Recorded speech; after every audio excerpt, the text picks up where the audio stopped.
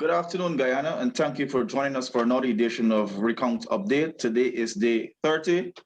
My name is Hugh Todd, and joining us today is Gail Teixeira, PPPC executive and long-standing member.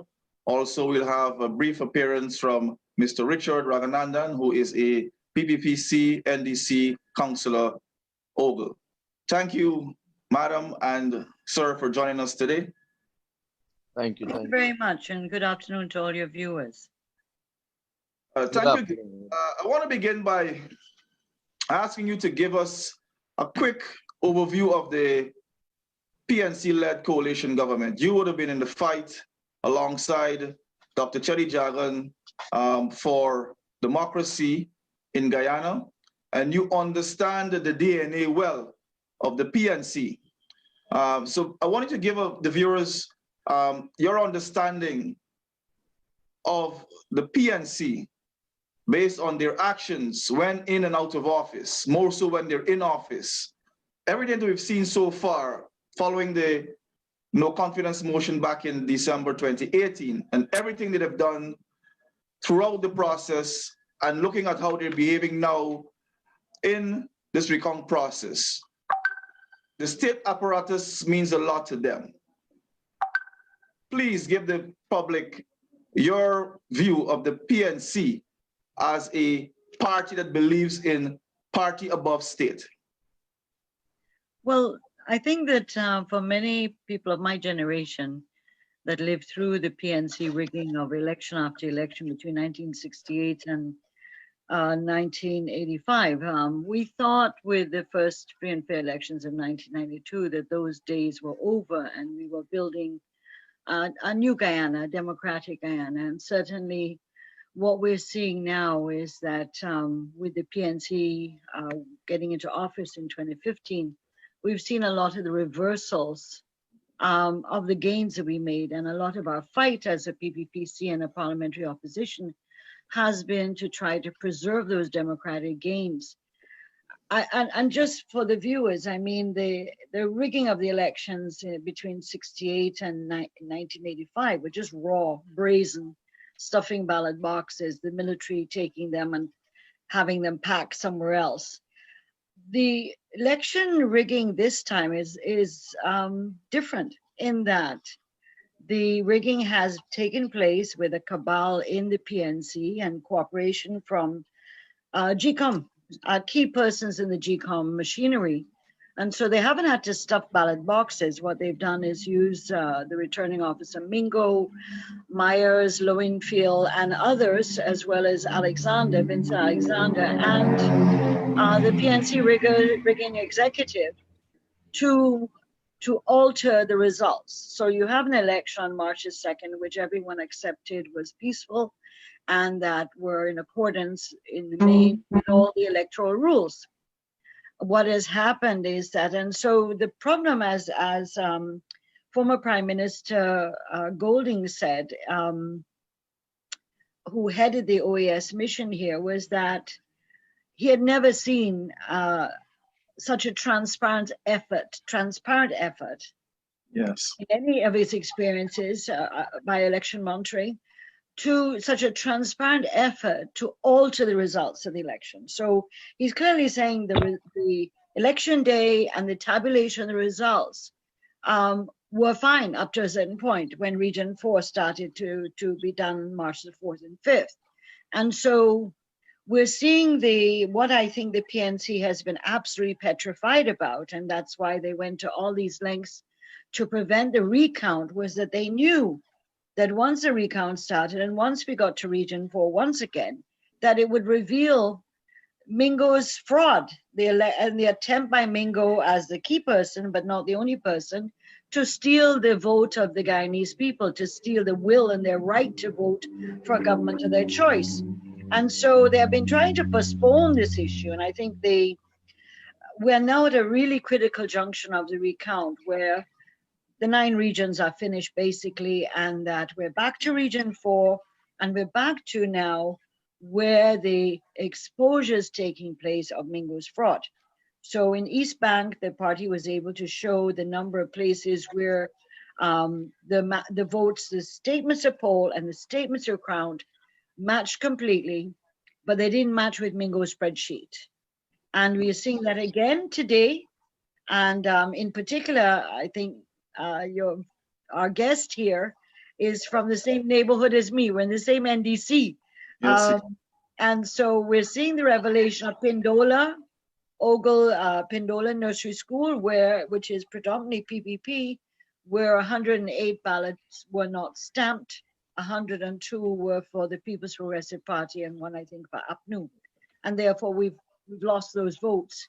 We also then see at Plaisance, the stations in Plaisance, which were several, that Mingo's spreadsheet has come to light in the number of the way in which he inflated the votes of the APNU, although they won most of the stations or all the stations in the Plaisance Good for Acting area. And so this is all being exposed in real time, an immediate time. And this is what I think the PNC did not want to happen. And so today we're really seeing, I think the next 3 days are crucial. And we've seen simultaneously with that, the PNC upping the hysteria. They're going berserk right now. They're going absolutely berserk on the social media because they know that this is the end game. This is now where we're coming to the end. And they know that they will have great difficulties, stopping the process at this point. Okay, thank you, Gail, for that opening. We want to give our viewers an understanding to the depth at which the APNU FC has gone to confuse the process and to give their supporters information which they think can confuse them and derail the process. With us, we have Richard, who is an NDC councillor, lives in Ogle. They have alleged that he is deceased, but here he is. He's alive and well, and he's willing to let the people of Guyana understand the extent to which the APNU FC has gone to try to confuse this process. Richard, give us your experience, and how has this affected you personally in terms of your understanding of democracy and the PNC trying to deny you of that right that you have here in Guyana? Actually, when I heard this morning, I started to laugh because I never expected something. I mean, you're hearing about it every day, right? You've been reading about it on Facebook, but then when reality check, you're on the list. So when I heard it this morning, I couldn't even believe, well, hey, I'm dead. How can I be dead and I'm sitting, I voted and now you're claiming that I'm dead? I really don't understand what is happening. Whatever they're trying to do or whatever gimmick they're trying, I hope it comes to an end very fast because it's really telling a toll on us in every area of every Guyanese life. It's telling a real serious toll because it's been 90 plus days now since this election has happened and nothing, we cannot come to any settlement on this whole election thing. And it's really ridiculous. I mean, other countries can have their elections and they can have their results and move forward, but we can't. And it's not healthy for the children or the younger folks who will be voting on the next election. What would they do? How can they look at it and say, man, I'm going to vote? I've talked to many of them and they say, I don't want to vote. When that time comes, I'm not going to vote because of this that they're seeing. It's not a good example. And I hope that this can come to an end very fast. Yes, thank you for that, Richard. I mean, the viewers out there and those who are experiencing this as it unfolds, it will have an effect on your psyche. And many persons would have mentioned before that is what the PNC has done to Guyana. It has really affected the psyche of people where you're fearful of exercising your franchise and you're fearful of the process itself. Comrade Gail, you know all too well that we've had a free, fair, and credible election. Everyone who participated attested to that. the recount process started, and the PNC-led coalition went about trying to pull all kinds of stunts, all kinds of shenanigans, trying to derail and confuse and frustrate the process. From the dead to those who would have migrated, talking about unstamped ballots, poll books being missing. They've been throwing every single thing at GCOM and alleging that the chief architect behind this process is the People's Progressive Party Civic. Astonishing. In collusion with GCOM.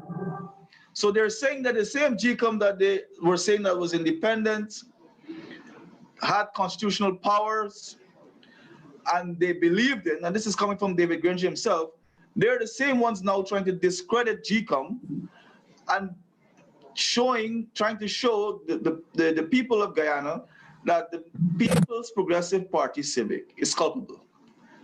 Comrade Gail, please respond.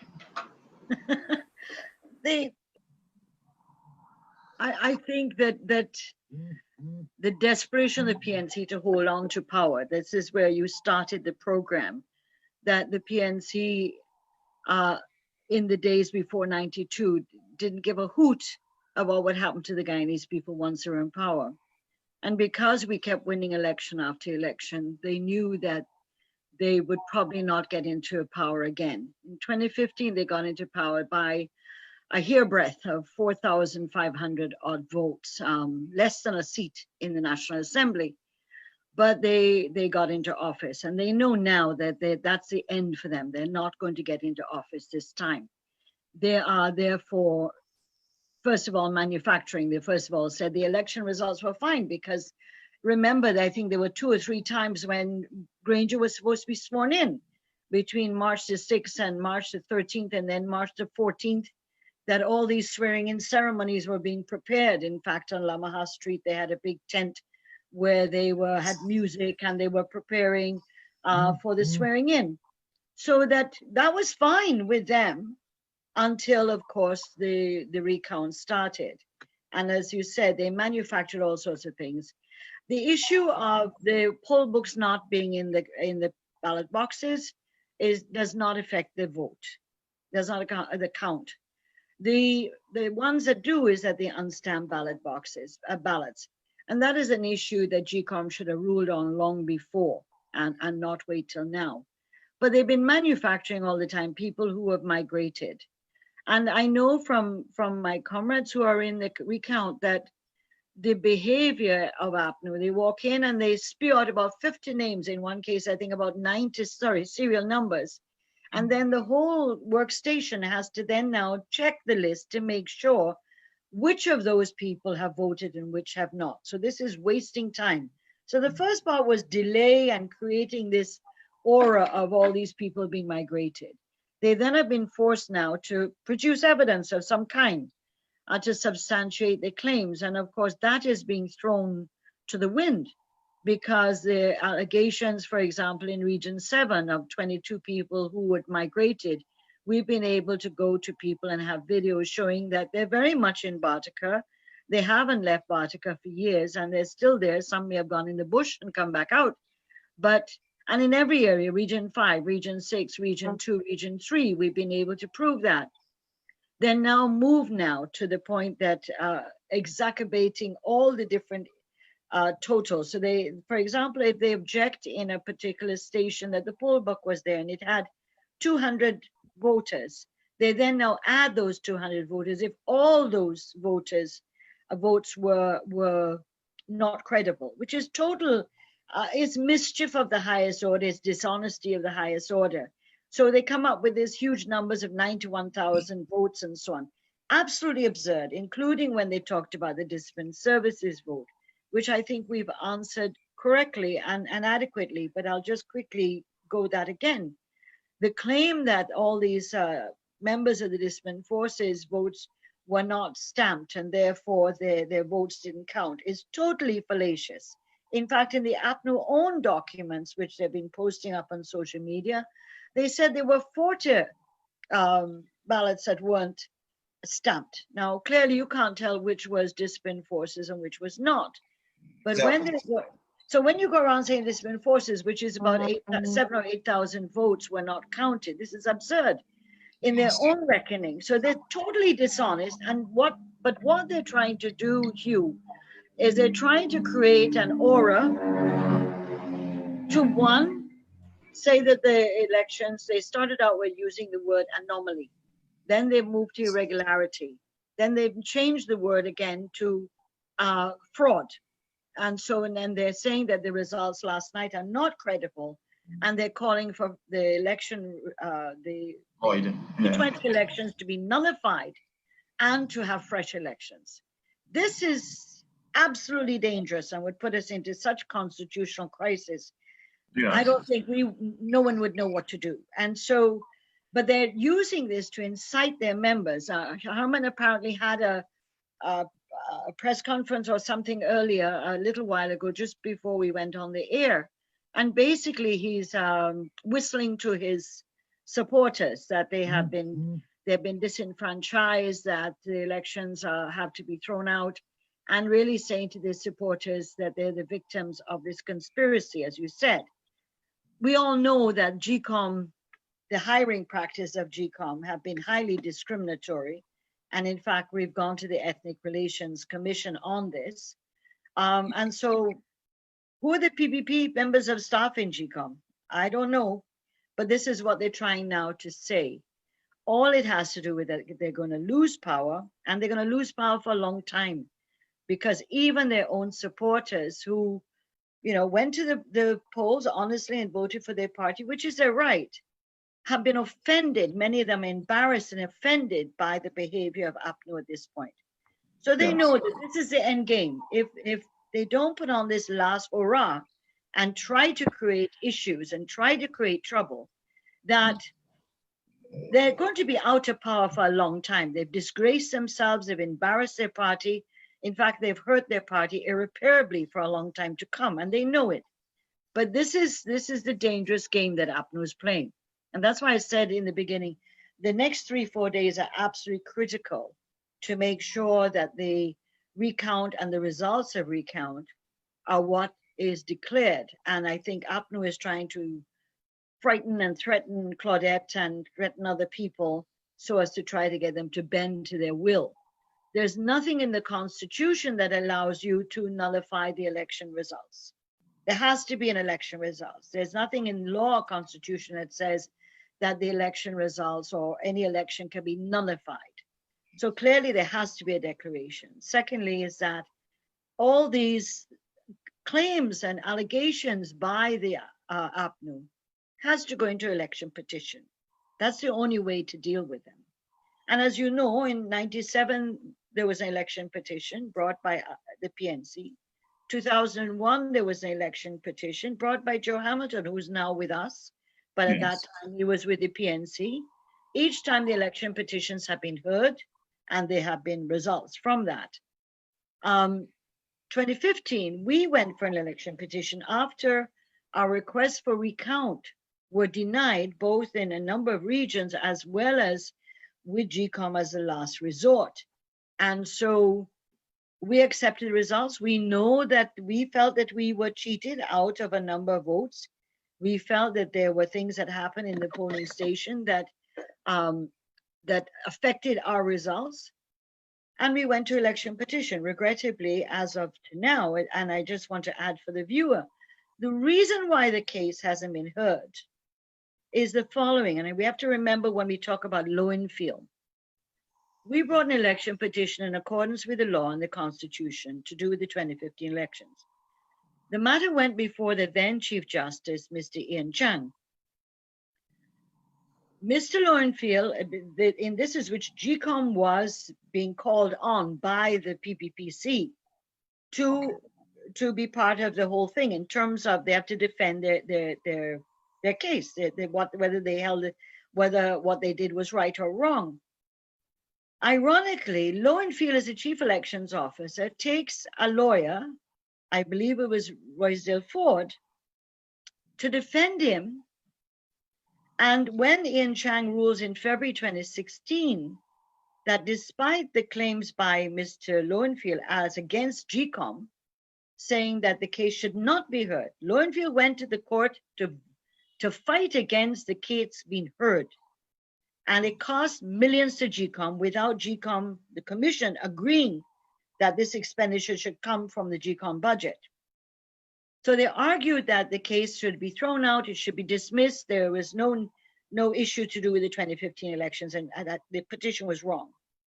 Yes. Ian Chang ruled before he retired in February 2016 that the petition was in order and it should be heard. As soon as Ian Chang retired, Mr. Lowenfield went back to the courts to appeal the Chief Justice ruling. And again, he hired Royce Ilford, and as of today, the case has not been heard. It's before the Court of Appeal. The Court of Appeal, in terms of Lowenfield appealing Chief Justice ruling that the case should be heard. Okay. And that is why I want people to remember Lowenfield's role in 2015 and his role in blocking an election petition from being heard. And the role of the judiciary, for whatever reason, not hearing an election petition and not hearing his appeal against the Chief Justice expeditiously. Okay. And that will be uncovered in time, but it just shows Lowenfield's hand in the 2015 and in the 2020 elections. And it certainly wasn't PPP. Yes, I know that for sure. As we run that, and we're talking about shifting narrative, we know, looking at the PNC-led coalition, they have been shifting the narrative from post-March 2nd to date. They're the ones who are trying to find a solution that will suit them and not focusing on the will of the people. And that is the nature of the PNC, in whatever shape or form they present themselves. But what I want to show the viewers today is the graph of several graphs of, or charts of, the numbers coming out of GCOM, the SORs compared to the SOPs and Minga's bloated and manufactured figures, to give them an insight of the continuity in terms of the scale of Mingo's fraud, which has still not gotten any attention from GCOM or the APNU AFC, and we know why. So let's just go through the graphs briefly, or tables, I should say. Yeah. So the first one you'll see in the second to last column, looking at Mingo's figure, we have 372, and look at inflation. He manufactured 101 votes in favor of the APNU. And if you look at the other contesting parties, 0. So clearly, all of Mingo's fraudulent numbers speak to his allegiance to the APNU FC for a victory in these elections. If we go to graph table 2, we see an inflation of 54. Nothing to the other parties, so clearly we know where his interest was concentrated on, giving more votes to the APNU AFC so that they can clinch a victory fraudulently. Graph 3, this is, mind you, this is for today, so far, because we're on region 4, and we'll see more and more of Mingo's fraudulent declarations popping up as we wind down to the conclusion. 801, 56, 70. These are numbers that were just plucked out of nowhere. There's no source document because, as we know, they have never produced their SOPs. So these are numbers that were just manufactured out of thin air. The other 70, I think we have a few more. Bear with me. So we have a few more, but in the interest of time, this is what we're seeing. We're providing credible and verifiable data that can stand up to scrutiny. in the court of law. This is how we operate as a political party, in the interest of the people. Why is GCOM not giving any attention to Mingo's scale of fraud? And should we be concerned coming towards the end of this process, knowing that the people of Guyana are expecting a declaration and a new government to be formed immediately?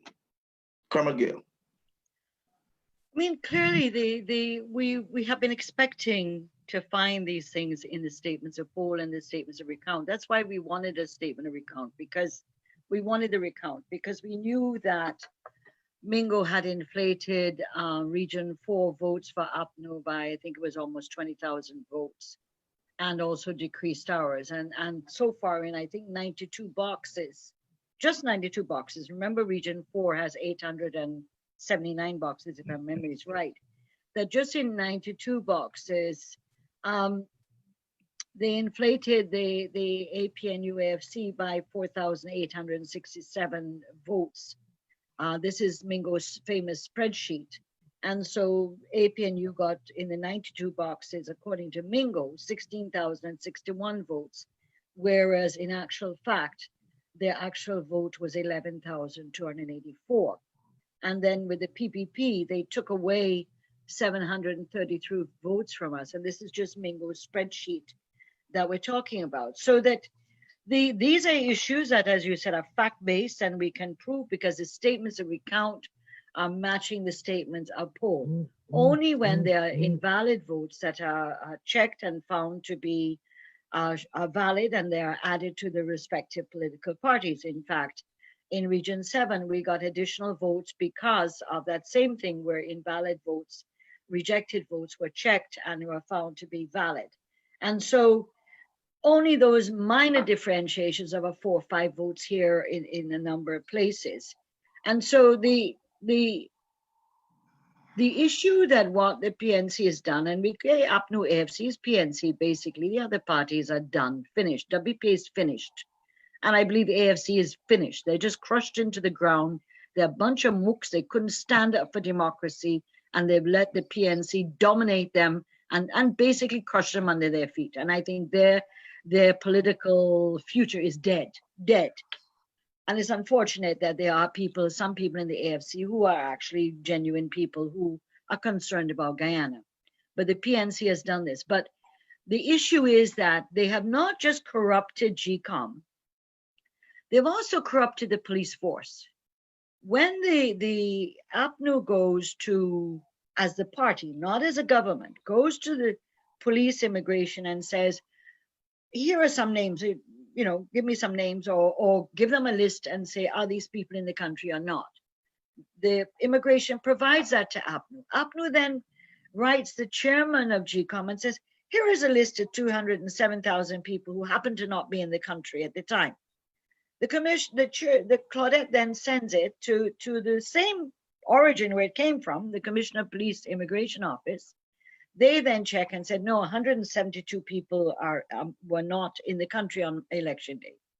We have proved of that list of 172, hundreds of names, many names that are real, are here, haven't left Guyana for years, who are still here. And then what is the response of the police? Instead of saying, well, something must have gone wrong, we have to investigate this, what the police says is, well, these people must have entered the country illegally. And I really believe the Commissioner of Police should resign in embarrassment that he has lost the respect of the people of this country. How can the Commissioner of Police of this country and the police force are expected to be professional? They're not expected to be loyal to the government of the day. They're loyal to, and not to the ruling party. They're loyal in terms of professionalism to those who are in government. But that does not mean paramountcy of the party like in the old Burnham days. This is unacceptable.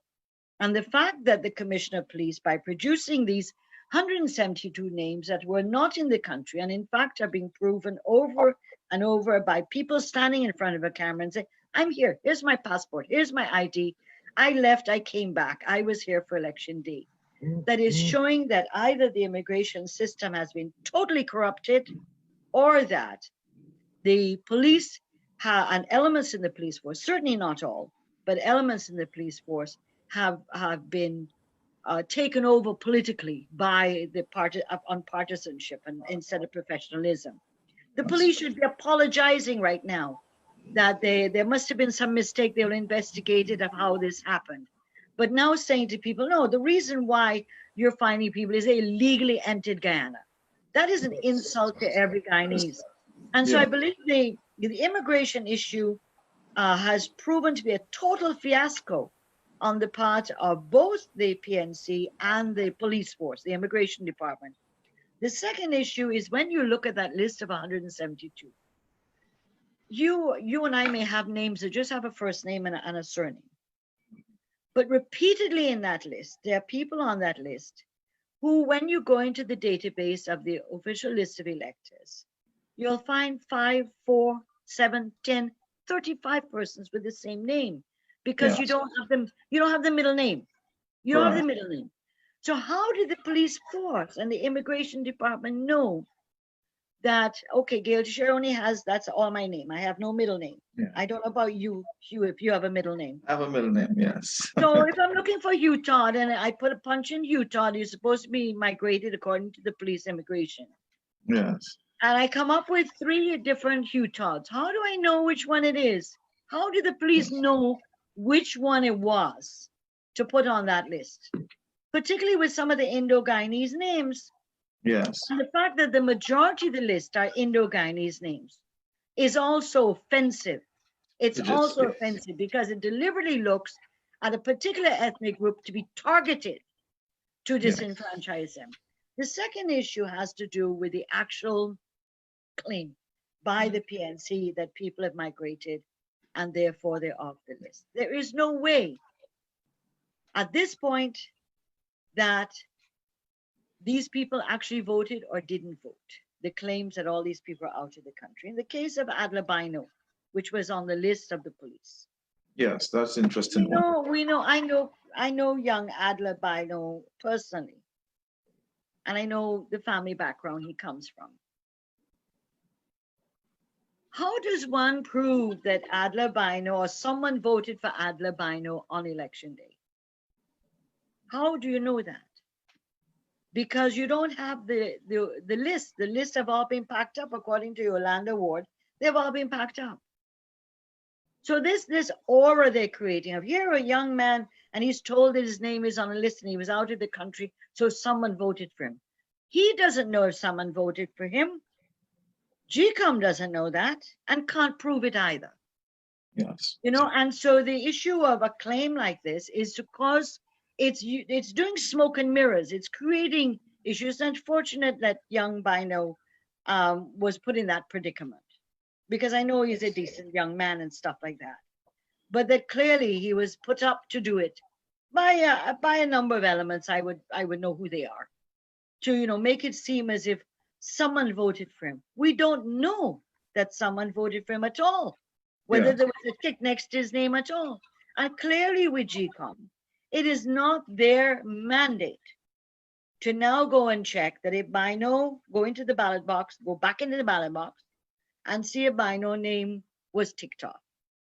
That is not the remit of GCOM.